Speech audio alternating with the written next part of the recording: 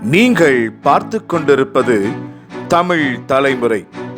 மத்திய அரசின் தொழிலாளர் விரோத போக்கினை கண்டித்து இன்று நாடு தழுவிய வேலை நிறுத்த போராட்டம் பல தொழிற்சங்கங்கள் சார்பாக நடைபெற்றது.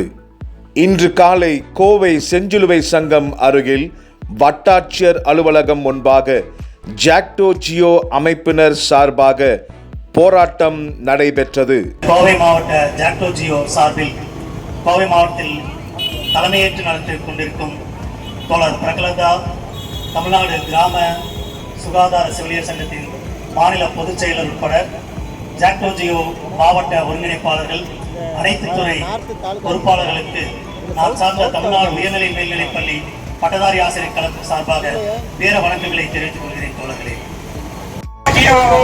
தோழர்களுக்கு போராட்ட வாழ்த்துக்கள். நான் சார்ந்திருக்கக்கூடிய ஓய்வு பெற்ற கல்லூரி ஆசிரியர் கழகம் கோவை மாவட்டத்தின் சார்பாக கண்டிப்பாக நாம் எல்லாம் இங்கிருக்கு நின்றிருக்கிறோம் என்றால் காவல்துறை அதிகாரிகளுக்கும் நம்மளுடைய கோரிக்கை பொருந்தும். இருந்தாலும் அவர்கள் இந்த களத்திற்கு வர முடியாது.